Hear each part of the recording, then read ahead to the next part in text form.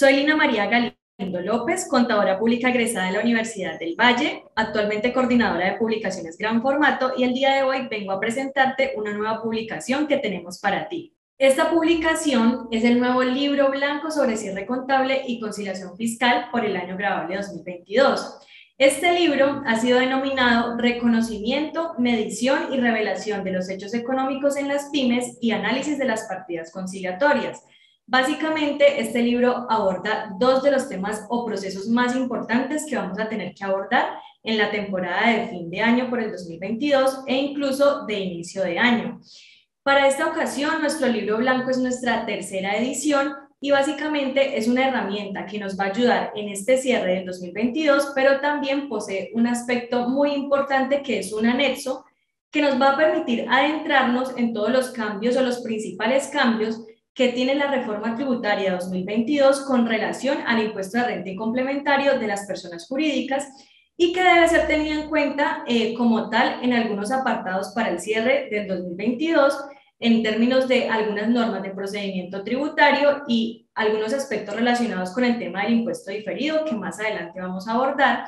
Y también, pues para el caso de aquellas normas que van a tener aplicación en periodos grabables posteriores, lo cual es de importante conocimiento, dado que recordemos que los estados financieros que tengamos al cierre del 2022, pues son la herramienta o el insumo principal para que podamos realizar una adecuada planeación.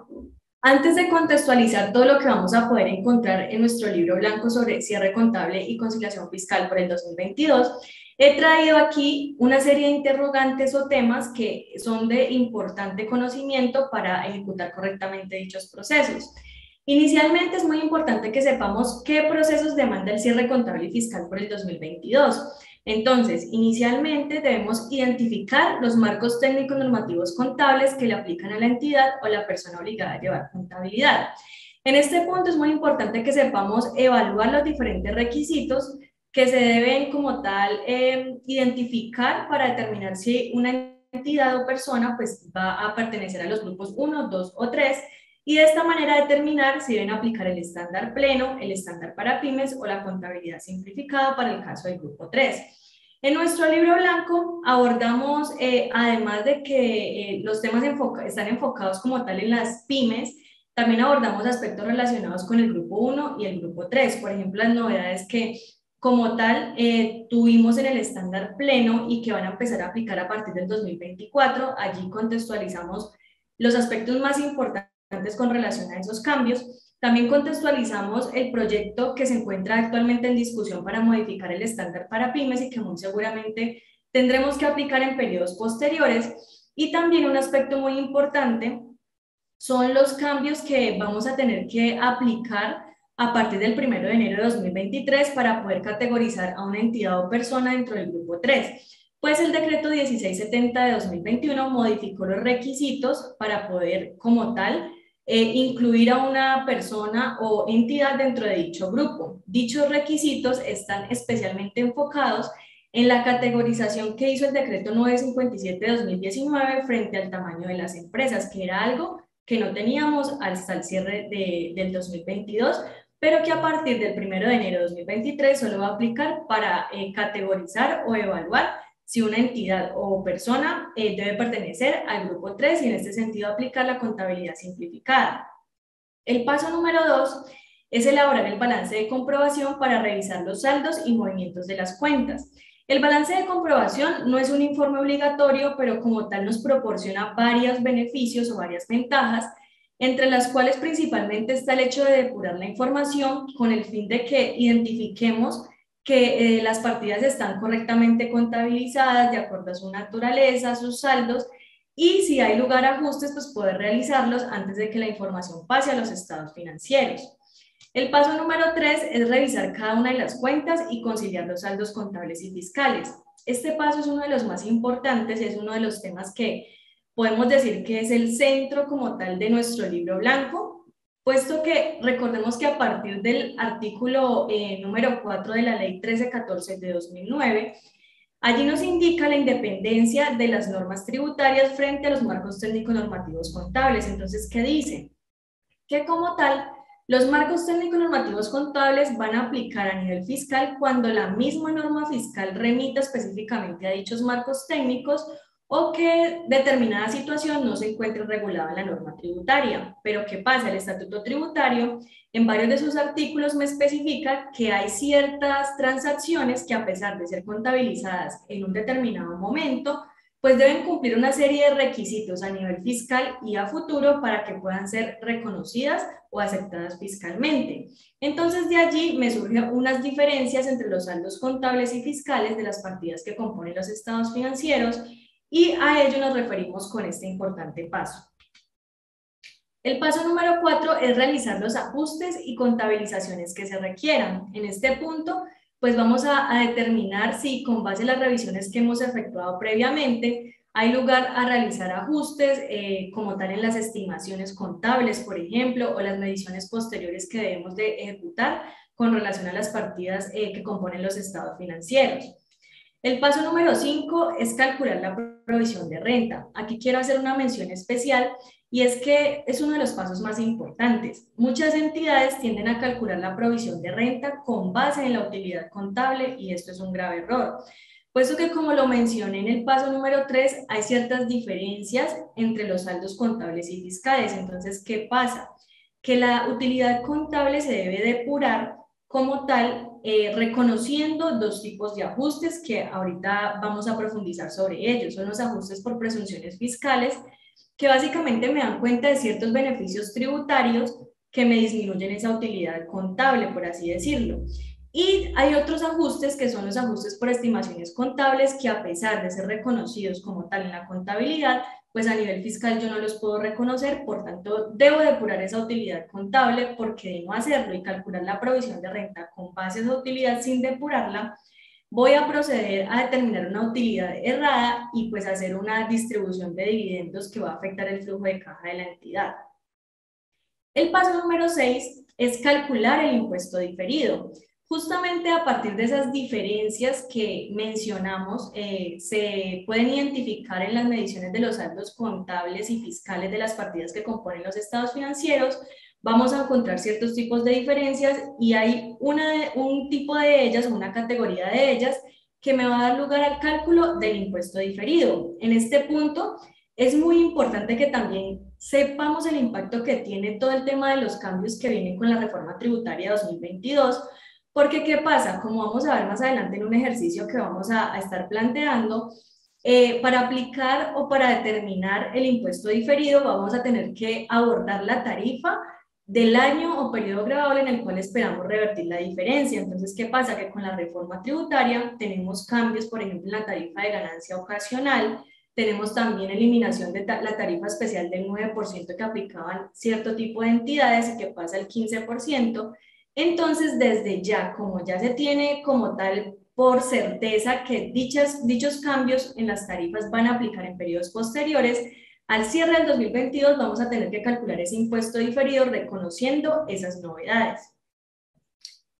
En este orden de ideas, en todo el tema del impuesto diferido y también en el paso número 3 de lo que les hablaba de la identificación de los saldos contables y los saldos fiscales, pues podemos reconocer dos tipos de ajustes. Los primeros son los ajustes por presunciones fiscales, que son justamente aquellos que afectan las cuentas del estado de resultados y que básicamente me denotan que ciertos ingresos o gastos tienen, por así decirlo, son aceptados fiscalmente, más no contablemente, o incluso ciertos ingresos o gastos que son reconocidos contablemente, pero no de forma fiscal. Por ejemplo, tenemos el caso del gasto por gravamen a los movimientos financieros. ¿Qué pasa? Tenemos registrado el 100% en la contabilidad como gasto, pero a nivel fiscal solo vamos a poder deducir un 50%. Otro ejemplo, por ejemplo, son el caso de los ingresos que son reconocidos a nivel fiscal, pero no contable. Ejemplo de ellos son los intereses presuntivos, de los cuales nos habla el artículo 35 del Estatuto Tributario, es decir, se reconocen fiscalmente, pero no en la contabilidad.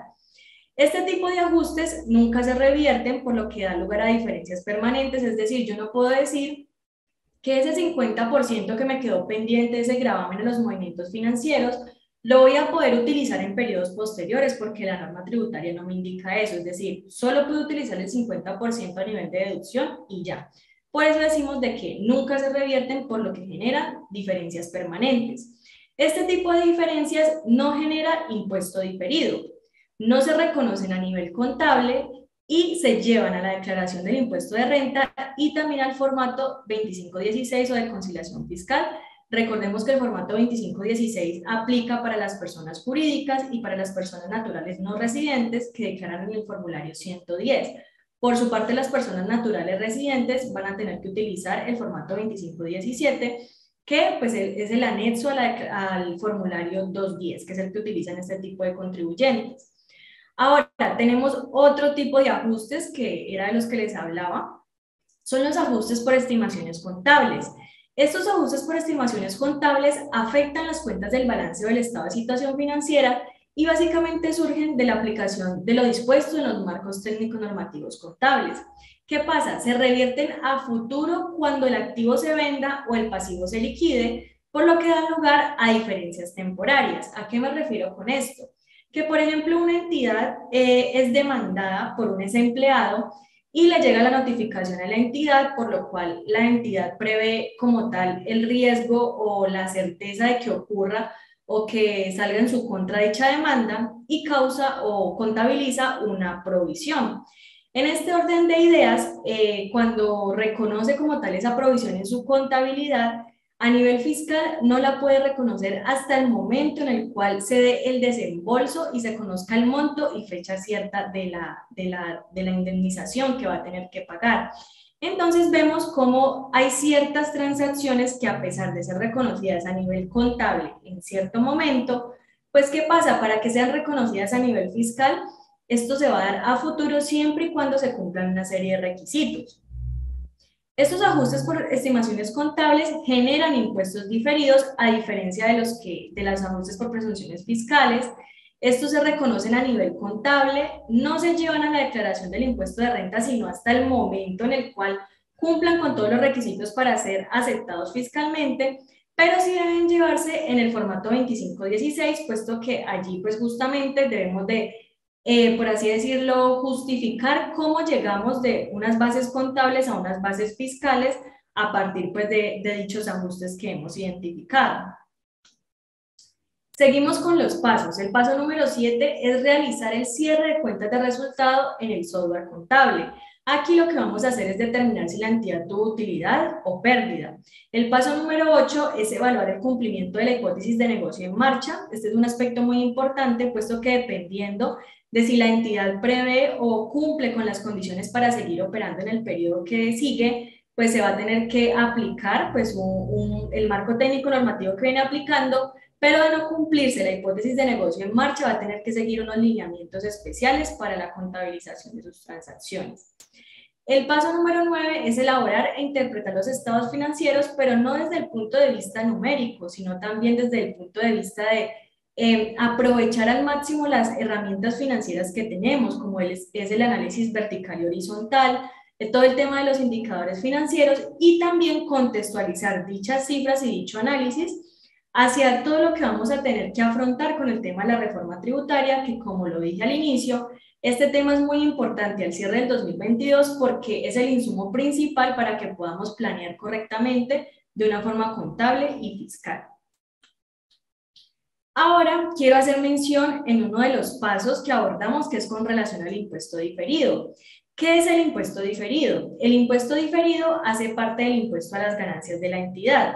Esto en razón a que el párrafo 29.2 del estándar para pymes indica que se requiere que las entidades reconozcan en sus estados financieros las consecuencias actuales y futuras de las transacciones efectuadas en el periodo. Entonces, quiero que veamos aquí la importancia del tiempo, o sea, nos mencionan actuales y futuras. De allí justamente se desprende la diferenciación de lo que hace parte del impuesto a las ganancias.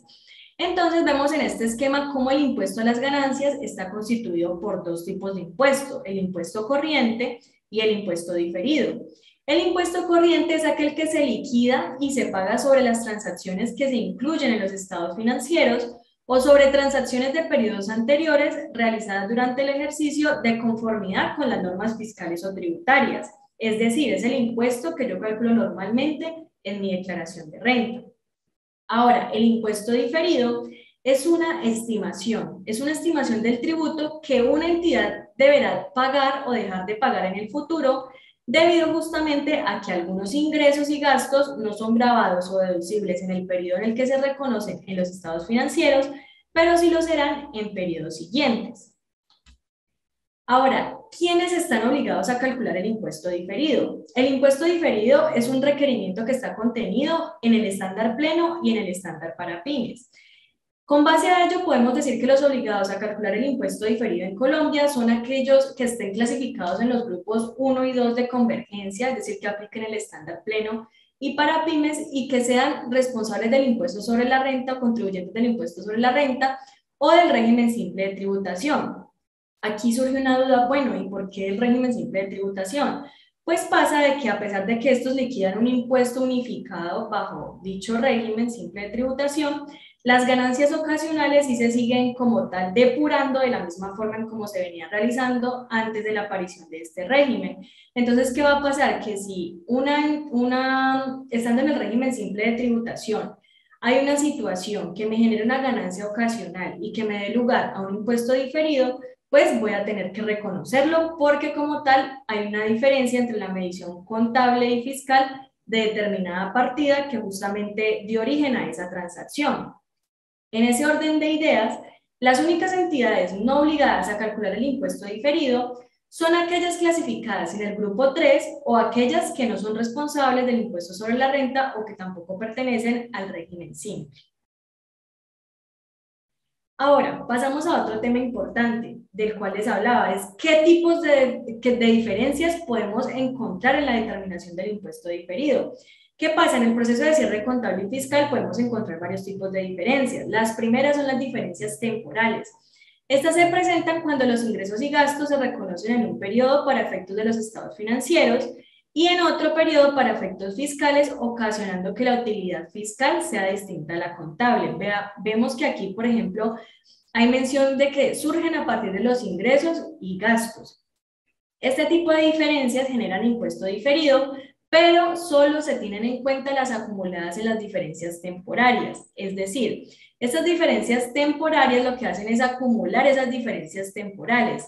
Estas diferencias temporarias se obtienen del análisis de las partidas del estado de situación financiera, puesto que corresponden a la acumulación en el valor en libros de los activos y pasivos de las diferencias temporales presentadas en el periodo actual y en periodos anteriores.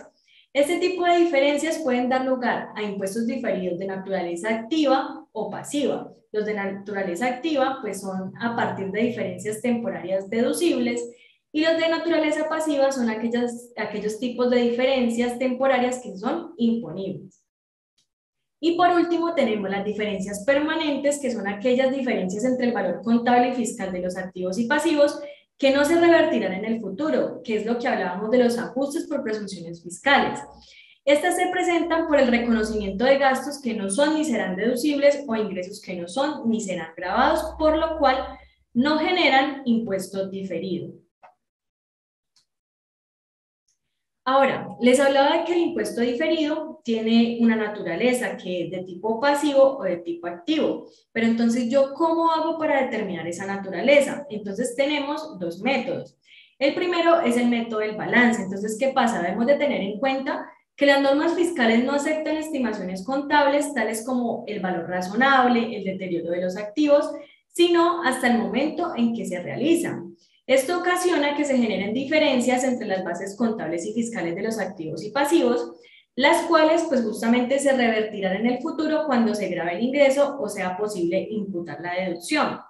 Justamente pues una manera de identificar cuándo existe impuesto diferido es analizar el efecto de estas estimaciones contables sobre las utilidades o sobre el patrimonio, la utilidad contable, hago aclaración. Entonces vemos en esta gráfica que cuando la utilidad o el patrimonio contable, como vemos aquí, aumenta a causa de una estimación contable, estamos frente a un impuesto diferido pasivo porque la entidad deberá pagar ese impuesto en el futuro una vez la diferencia se revierta. Ahora, cuando la utilidad o el patrimonio contable, como vemos en este caso, disminuyen a causa de una estimación contable, estamos frente a un impuesto diferido activo porque la entidad ha debido pagar anticipadamente el impuesto y dicho pago podrá ahorrárselo en un futuro cuando la diferencia se revierta. Ahora, el método número 2 es el método aritmético, que es otra forma de identificar si el impuesto diferido es activo o pasivo. Y básicamente consiste en la comparación de las bases contables y fiscales de los activos y pasivos de la siguiente manera. ¿Qué pasa? En el caso de los activos, cuando la base contable es mayor a la base fiscal, entonces tenemos una diferencia temporaria imponible que me genera un impuesto diferido pasivo. Ahora, cuando la base contable de ese activo es menor a la base fiscal, tenemos una diferencia temporaria deducible que me genera un impuesto diferido activo. Ahora, en el caso de los pasivos pasa todo lo contrario. Cuando la base contable es mayor a la base fiscal, tenemos una diferencia temporaria deducible que me genera un impuesto diferido activo. Y cuando la base contable de esos pasivos es menor a la base fiscal, tenemos una diferencia temporaria imponible y un impuesto diferido pasivo. En este orden de ideas, pues debemos de tener en cuenta ciertos pasos para calcular el impuesto diferido, los cuales he resumido en esta presentación. El primero es identificar el valor fiscal de los activos y pasivos, es decir, el que se relaciona o el que hallamos para la declaración de renta. El paso número 2 es identificar el valor contable de los activos y pasivos, es decir, de esos mismos que determinamos en el paso número 1, pero teniendo en cuenta el reconocimiento a nivel contable de conformidad con el marco técnico normativo que le aplica a la entidad. El paso número 3 es realizar la comparación entre esos valores fiscales y contables, identificando las diferencias temporarias, imponibles o deducibles. El paso número 4 es justamente uno de los que les hablaba, en el cual debemos prestar mucha atención, y es aplicar la tarifa de tributación sobre las diferencias temporarias. La tarifa será aquella con la que se tendrá que pagar el impuesto cuando desaparezca la diferencia. Entonces allí debemos de tener en cuenta las novedades que tenemos con la reforma tributaria, por ejemplo, con relación a la eliminación de ciertas tarifas especiales, y que ciertos sectores como el hotelero, siempre y cuando cumplan ciertos requisitos, y editoriales que como tal se dediquen a la edición de libros, pues van a aplicar la tarifa del 15%, o el tema del cambio que tenemos en las ganancias ocasionales que pasan del 10 al 15%, entonces también vamos a tener que abordar esos cambios para calcular el impuesto diferido en caso de que estemos en una situación pues de estas empresas. El paso número 5 es contabilizar el ajuste del impuesto diferido en los estados financieros.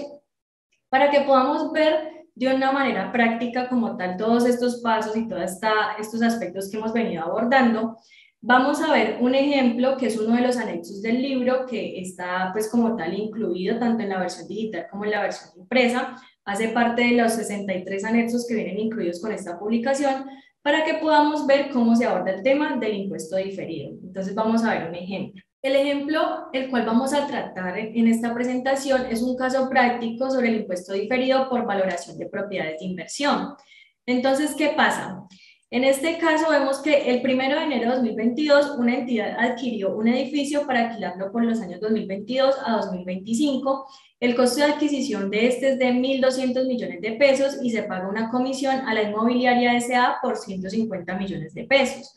Adicionalmente, la entidad incurre en costos por 300 millones de pesos para dejar el activo en condiciones de ser alquilado. Cabe anotar que el canon de arrendamiento anual que percibirá esta entidad es de 350 millones de pesos y sería la única fuente de ingresos de la entidad para efectos de este ejercicio. Además, a lo largo de la vida útil del edificio, la entidad decidió efectuar otros avalúos de esta propiedad de inversión debido a que tenía indicios de que su valor razonable había cambiado. Los valores razonables de los avalúos que practicó la entidad se resumen en la siguiente tabla. Resulta que al 31 de diciembre de 2022, el valor razonable fue de 1.800 millones de pesos. Al 31 de diciembre de 2025, el valor razonable fue de 2.000 millones de pesos. El 30 de junio de 2026, la entidad decide vender la propiedad de inversión por un valor de 2.200 millones de pesos. Entonces, vamos a ver, inicialmente debemos de efectuar el reconocimiento inicial de la propiedad de inversión. De acuerdo con los párrafos 16.2 y 16.7 del estándar para pymes, la entidad reconoce el edificio como una propiedad de inversión porque se trata de un bien inmueble que se mantiene con el ánimo de obtener rentas. El edificio se arrendará por un valor de 350 millones anuales. Además, la entidad considera que puede medir el valor razonable de este edificio sin costo o esfuerzo desproporcionado. Según el párrafo 16.5 del estándar para pymes y el artículo 69 del Estatuto Tributario, las propiedades de inversión se miden contable y fiscalmente por su costo de adquisición, el cual incluye el precio de compra más cualquier otro costo atribuible a la compra como honorarios legales, de intermediación, impuestos y otros costos. Entonces tenemos que para el caso de este ejemplo, se calcula el costo de adquisición con base en los siguientes rubros. El precio de compra fue de 1.200 millones de pesos, una comisión a la inmobiliaria por 150 millones de pesos y costos para dejar el activo en condiciones para alquiler que fue de 300 millones de pesos. Entonces tenemos un costo total de adquisición al 1 de enero de 2022 de 1.650 millones de pesos. La contabilización, pues a nivel contable y fiscal el valor es el mismo, es decir, una propiedad de inversión medida de valor razonable por 1.650 millones contra una salida del efectivo equivalente de 1.650 millones. En este orden de ideas tenemos que procedemos al ajuste del valor razonable de la propiedad de inversión. Según el párrafo 16.7 del estándar para pymes, en cada fecha de cierre de los estados financieros, las propiedades de inversión se miden a su valor razonable con cambios en resultados. Por este motivo, la entidad realizó otros avalúos del edificio al cierre de los años 2022 y 2025, pues en esos periodos justamente tuvo indicios de que el valor razonable del edificio cambió. En este orden de ideas, la contabilización de los cambios en el valor razonable se realiza como un débito o crédito de la cuenta de propiedades de inversión según haya aumentado o disminuido el valor del activo contra un ingreso o gasto en el estado de resultados. Además, cada año la entidad contabiliza los 350 millones que obtiene como ingresos por el arrendamiento del edificio. Entonces tenemos que los registros contables que la entidad tendría sería con base en la siguiente información. Al 1 de enero de 2022 tenemos un valor razonable de 1.650 millones que como tal fue el valor de adquisición del edificio. El 31 de diciembre de 2022 la entidad concluye respecto al avalúo que el valor razonable es de 1.800 millones, por lo cual hay una variación de 150 millones. Por los años 2023 y 2024 el valor razonable no cambió, pero en el 2025 el valor razonable de dicho edificio sí cambió a 2.000 millones de pesos. Por lo tanto, si tomamos el último valor razonable, tenemos una variación de 200 millones de pesos. Entonces, en la contabilización, aquí vemos que por todos los años vamos a, como tal, a reconocer el ingreso por arrendamiento, que fue de los 350 millones de pesos, que es el mismo ingreso a nivel fiscal. Entonces, aquí vemos en el 2022, 2023, 2024 y 2025. Pero, ¿qué pasa en el año 2022? Pues que hubo una variación en el valor razonable, que fue la que hallamos aquí, y es la que contabilizamos como un aumento en la propiedad de inversión contra un ingreso por cambios en el valor razonable que no son reconocidos fiscalmente. Y lo mismo lo hacemos con el valor razonable o el aumento que obtuvimos al cierre del 2025, que fue por 200 millones de pesos. El hecho de que no se reconozca este valor razonable a nivel fiscal es por lo que señala el parágrafo 1 del artículo 69 del Estatuto Tributario, el cual me indica que las propiedades de inversión que se midan contablemente por el valor razonable se medirán fiscalmente al costo. En ese sentido, los ingresos o gastos por cambios en el valor razonable son aceptados únicamente cuando la entidad venda o dé de baja la propiedad de inversión. Ahora pasamos a determinar y contabilizar el impuesto diferido. Entonces, ¿qué debemos tener en cuenta? Las variaciones entre el saldo contable y el saldo fiscal. Si el valor razonable de la propiedad de inversión aumenta, pues la entidad obtiene un ingreso que no es grabado fiscalmente, sino hasta que la propiedad de inversión se venda o se dé de baja. En estos casos, la entidad paga menos impuestos en el periodo en que se genera la variación en el valor razonable, los cuales deberá pagar en los años siguientes cuando la diferencia se revierta y por ese motivo se genera un impuesto diferido pasivo. Ahora, por el contrario, cuando el valor razonable de la propiedad de inversión disminuye, La entidad tiene un gasto que no es aceptado fiscalmente, sino hasta cuando la propiedad de inversión se dé de baja o se enajene. En estos casos, pues la entidad, ¿qué pasa? Pasa todo lo contrario, paga más impuestos en el periodo en el que se genera la variación en el valor razonable, los cuales podrá ahorrárselos en los años siguientes cuando la diferencia se revierta. Por ese motivo, en este segundo caso, habría un impuesto diferido activo. Pero ¿qué pasa? Si analizamos estos dos escenarios, bajo, por así decirlo, el caso de este ejercicio, tenemos que se cumplen las condiciones para aplicar el primer escenario, que es aquel que el valor razonable aumenta. Por tanto, se genera un impuesto diferido pasivo. En este caso, pues tenemos que la entidad hace una comparación entre dichos saldos contables y fiscales. Entonces tenemos que al 31 de diciembre de 2022, el saldo contable es de 1.800 millones de pesos y el saldo fiscal es de 1.650 millones de pesos, que es el que se mantiene todos los años porque las variaciones a nivel del valor razonable no se reconocen. En el 2023 y 2024, el saldo contable sigue siendo de 1.800 millones de pesos y en el 2025 el saldo contable es de 2.000 millones de pesos. Si hacemos la diferencia entre cada uno de estos saldos, obtenemos estas diferencias temporarias. Y aquí viene algo muy importante y era de lo que les hablaba con relación a la tarifa. Resulta que como en el caso de esta propiedad de inversión, la entidad ha tenido posesión del activo por más de 2 años y pues los bienes inmuebles se consideran propiedad, planta y equipo, se estimaba que al momento del reconocimiento del ingreso para efectos fiscales se generaría una ganancia ocasional, la cual se presumía que estaría grabada al 10%.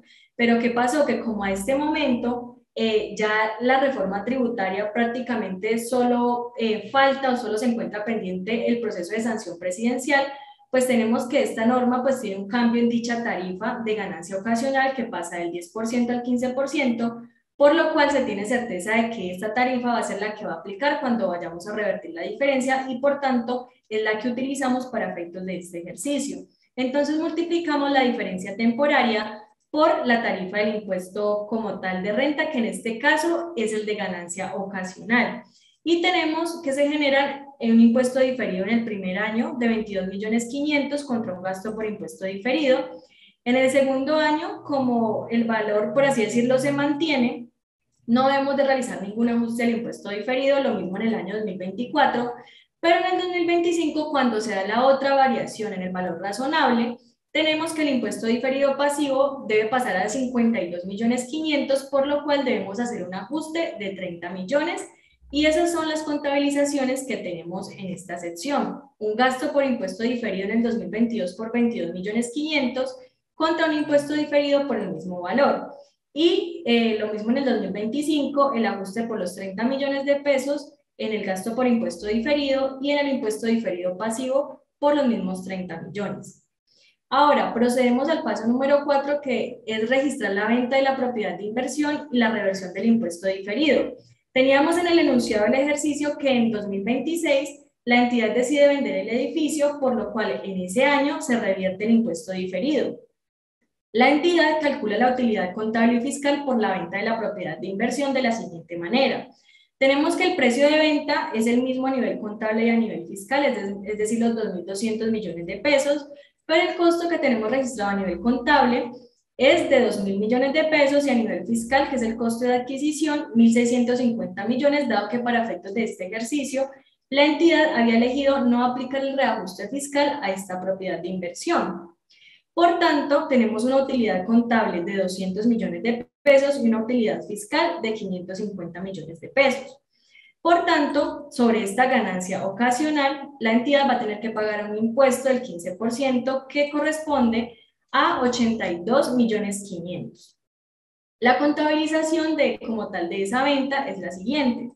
A nivel contable representa una entrada de dinero de 2.200 millones de pesos, que es el mismo a nivel fiscal.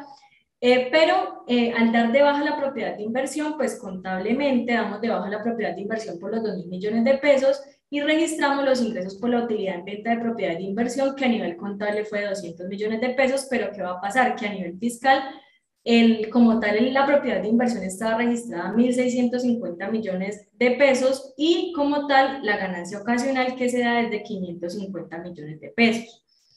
En ese momento, el impuesto diferido se revierte, pues el ingreso por cambios en el valor razonable de la propiedad de inversión se realiza y la entidad como tal debe pagar impuestos sobre esos ingresos.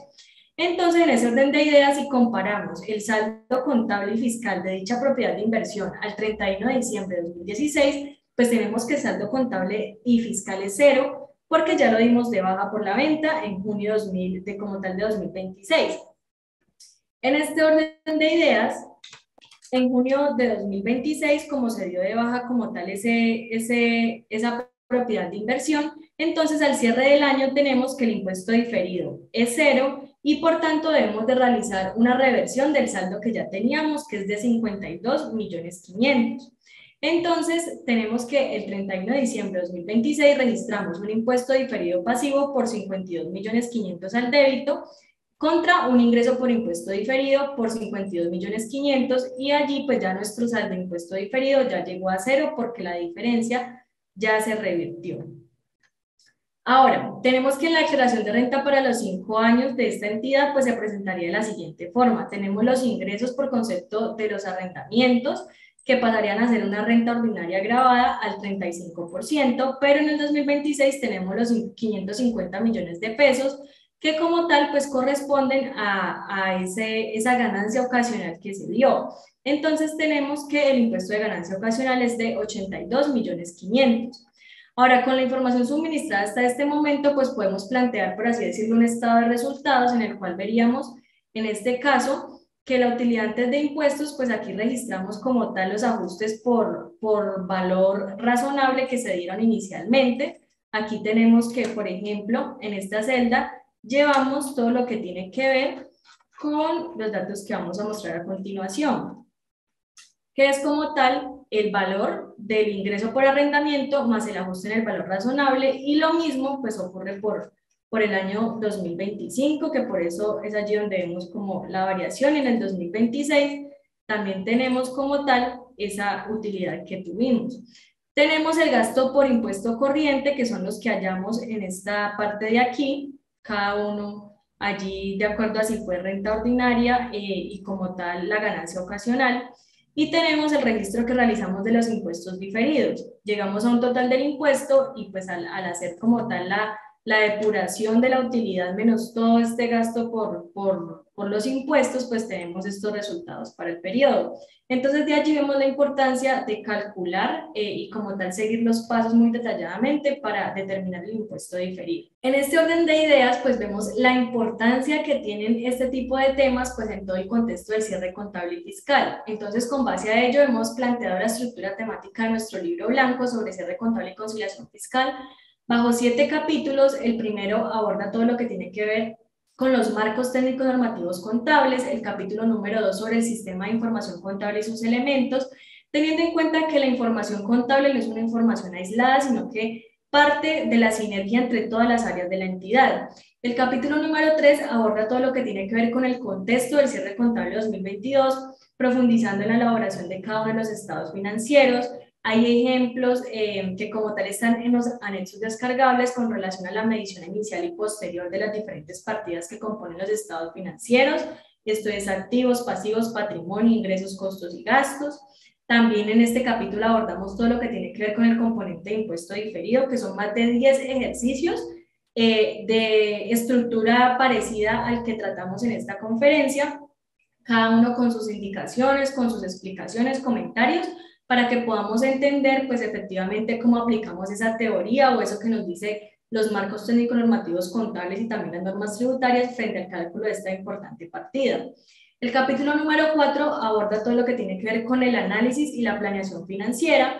Allí hay un anexo muy importante que es uno de los que plantea la estructura de unos estados financieros y a partir de allí se dan unas pautas para poder calcular los indicadores financieros por medio de gráficas y se dan como tal unas indicaciones para que nosotros sepamos interpretar esos indicadores financieros, puesto que hay que tener muy claro el tipo de entidad con el cual estamos trabajando, puesto que siempre dentro del análisis que realizamos financieramente debemos de tener en cuenta factores internos y externos a la entidad.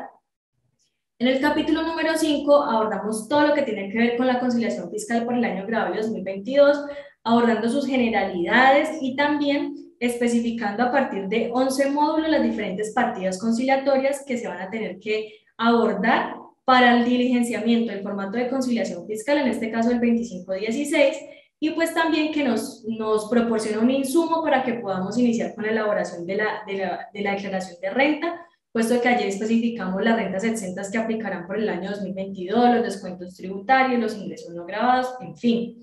Frente al proceso de conciliación fiscal es muy importante que tengamos muy claro que para el año grabable 2022, pues hasta el momento se presume que se van a tener que utilizar las versiones más recientes de los formatos 2516 y 2517 que se utilizaron pues como tal para el año 2021. Pero ¿qué pasó? Resulta que la DIAN nos pidió una resolución con la que se modificara la resolución 71 de 2019, que fue con la cual se prescribieron los formatos para el año grabable 2020. Pero resulta que al inicio del 2022, justo antes de que iniciaran los vencimientos como tal para el cumplimiento de los requerimientos tributarios en relación con la declaración de renta, pues la DIAN expidió o publicó una nueva versión de dichos prevalidadores y pues utilizaron para el 2516 la versión 5 y para el 2517 la versión 4. Hasta el momento se entiende que van a aplicar esos mismos formatos, pero muy seguramente el próximo año, antes de que iniciemos con todo el tema de vencimientos, pues es muy posible que la DIAN vuelva y publique una nueva versión de esos prevalidadores porque pues hay cambios que deben de ser incorporados, como por ejemplo el cambio en la tarifa que pasó al 35%. En el capítulo número 6 tenemos 56 respuestas a preguntas frecuentes que se basan en estos dos importantes temas, el cierre contable y la conciliación fiscal, y que parten de nuestros consultorios tributarios y contables y de las diferentes dudas que percibimos por parte de nuestros usuarios frente a estos importantes temas. Tenemos el capítulo número 7 en el cual exponemos la normativa relacionada que sustenta todo lo que trabajamos en el libro. Nosotros vamos a poder escanear con nuestro celular el código QR o directamente pues copiar el enlace y poder ir directamente a la fuente normativa. Este es un aspecto muy importante dado que si nosotros, además de leer una herramienta como esta, vamos a la fuente normativa, pues nos va a ayudar a entender más claramente lo que estamos abordando y pues de esta manera tener un criterio profesional para abordar cada una de las situaciones que se nos presenten. Y por último tenemos una sección de anexos que está compuesta por 63 anexos descargables, que ya les voy a mostrar un poco qué tipo de anexos vamos a encontrar, y son los siguientes. En este post como tal que tenemos disponible para ustedes, donde van a poder encontrar como tal toda la información relacionada con el libro, tenemos como tal información de valor y entre ellos abordamos la descripción para cada uno de los anexos que van a poder encontrar en esta publicación. Tenemos, por ejemplo, modelos para la certificación de estados financieros, sean consolidados o no, modelo de política base de preparación de estados financieros, la estructura general del balance de comprobación. Tenemos simuladores para los diferentes estados financieros, estado de flujo de efectivo, estado de resultados, estado de cambios en el patrimonio. Tenemos, por ejemplo, casos prácticos sobre los aspectos relevantes en la contabilización de activos, pasivos, patrimonio, ingresos. Tenemos liquidadores en relación con los métodos de evaluación de inventarios, métodos de depreciación, casos prácticos como tal sobre la contabilización de provisiones, contingencias, beneficios a empleados, clasificación de arrendamientos. Tenemos todo lo que tiene que ver con casos prácticos sobre la distribución de los costos indirectos de fabricación. Tenemos un componente muy amplio sobre el tema del impuesto diferido, que era lo que les hablaba ahora. Como tal, el que abordamos en este caso fue el 36, impuesto diferido en propiedades de inversión. Como pueden ver, es un amplio contenido sobre este tema para que podamos entender cómo debemos de determinarlo. Tenemos como tal un modelo sobre los principales índices de coherencia tributaria para personas jurídicas, modelo sobre cómo se aplica la norma de subcapitalización para las personas jurídicas por el año grabable 2022. Tenemos un liquidador de intereses presuntivos por el año grabable 2022. Tenemos como tal un archivo también con la tributación en el impuesto de renta de dividendos y participaciones. Y uno de los que les hablaba, que es de los más importantes, que nos va a ayudar a planear contable y financieramente, es el 63, que es una matriz en la cual se exponen los cambios en el impuesto de renta de personas jurídicas que se van a tener con todo el tema de la reforma tributaria. Entonces, ¿qué pasa? En este anexo vamos a poder encontrar lo siguiente. vamos a poder encontrar una matriz en la cual abordamos el artículo de la reforma tributaria, el artículo que modifica o adiciona, sea del estatuto tributario u otras normas, el tema que aborda, el cambio que se está dando y observación o comentarios adicionales que hacemos con relación al cambio. Por ejemplo, tenemos el caso del cambio en la tarifa general del impuesto de renta de personas jurídicas, en el cual mencionamos que la tarifa general se mantiene en el 35%, pero que se elimina la del 9% para servicios hoteleros y servicios de ecoturismo, y lo mismo aprovechamiento de nuevos cultivos de tardío rendimiento en cacao, caucho, palma de aceite, cítricos y frutales.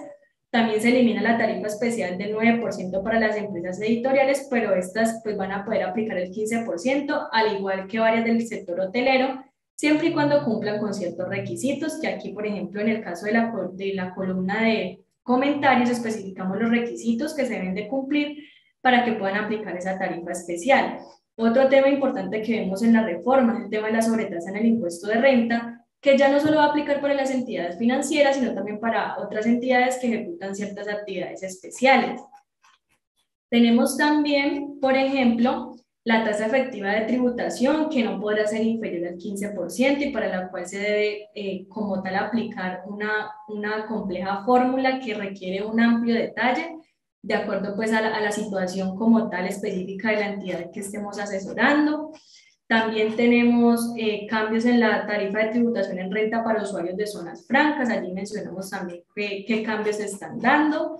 Tenemos también el cambio en la tarifa especial en renta para dividendos o participaciones recibidas por sociedades nacionales, que para los ingresos no grabados pues teníamos un 7.5%, pero pasa al 10%. Lo mismo para la tarifa especial en renta para dividendos y participaciones recibidos por establecimientos permanentes de sociedades extranjeras, cuyos dividendos que sean distribuidos en calidad de no grabados, pues ya no estarán grabados a una tarifa del 10, sino del 20%. Y una parte fundamental, y es la parte final de aquí de la matriz, son 77 páginas como tal, contando las páginas de derechos de autor, que como tal es el artículo que nos habla sobre las vigencias y derogatorias. Este es uno de los artículos más importantes, puesto que nos denota el escenario que vamos a tener que afrontar frente a lo que se está eliminando con la reforma. Entonces aquí mencionamos cada uno de los artículos que están siendo derogados y de qué se trata. Y también hay un apartado muy importante aquí, y es que menciona que aquellas como tal entidades que hayan accedido a tarifas diferenciales y demás beneficios con ocasión a ciertas normas anteriores a la reforma tributaria y que en esta norma están siendo derogados, pues van a poder disfrutar de dicho tratamiento por la totalidad del término otorgado por esa norma o legislación inicial. Entonces, pues esto es un aspecto muy importante, puesto que nos brinda el escenario que vamos a tener que afrontar frente a las situaciones pues, específicas que van a aplicar las diferentes entidades. Habiendo abordado todo este escenario, pues no me queda más que invitarte a que puedas acceder a la tercera edición de nuestro libro blanco sobre cierre contable y conciliación fiscal. Recordar que la versión digital se encuentra incluida en las suscripciones Oro y Platino y que también se encuentra disponible para la venta al público en general la versión digital e impresa. Cabe mencionar que para los suscriptores Oro y Platino se tienen ciertos beneficios para que puedan adquirir la versión impresa de esta publicación, así que no te quedes sin la tuya.